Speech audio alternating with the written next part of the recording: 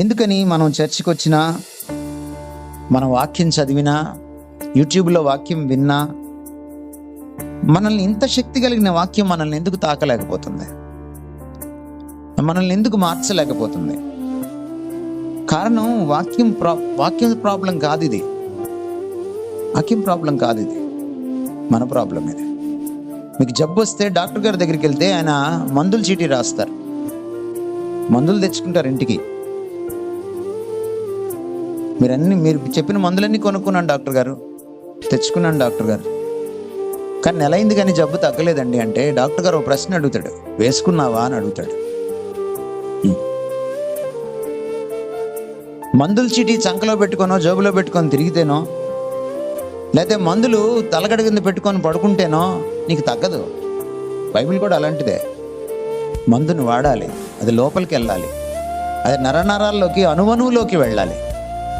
అప్పుడే ప్రక్షాళన ఆరంభం అవుతుంది, అప్పుడే జబ్బు తగ్గుతుంది. పాపం అనే జబ్బు పోవాలంటే, క్రీస్తు రూపం నీలో ఏర్పడాలంటే నువ్వు దాన్ని అప్లై చేసుకోవాలి, దానికి నువ్వు తావివ్వాలి.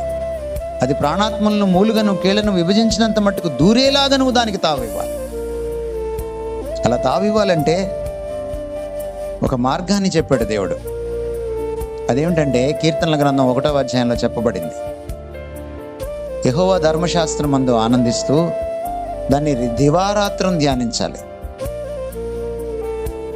అసలు ఒకసారి చదవడానికే గొప్ప, మనం మళ్ళీ దివారాత్రమా? దివారాత్రం అంటే తెలుసా మీకు? డే అండ్ నైట్,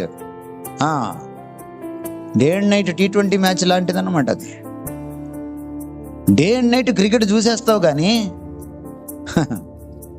రోజంతా కూర్చొని పాప్కార్న్ తింటూ, KFC తింటూ, ఇంకేదో మేస్తూ చూసేస్తావు కానీ వాక్యం మాత్రం ధ్యానించవు కదా.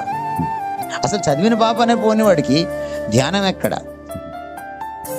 చదవడం వేరు, అధ్యయనం వేరు, అర్థం చేసుకోవడం వేరు, మనసులో జ్ఞాపకం పెట్టుకోవడం వేరు, తిరిగి ధ్యానించడం వేరు. ధ్యానించడం అంటే మళ్ళీ మళ్ళీ ఆలోచించడం, ధ్యానించడం అంటే నెమరు వేసుకోవడం, మళ్ళీ మళ్ళీ జ్ఞాపకానికి తెచ్చుకొని లోతుగా ఆలోచించడం, అది ధ్యానించడం.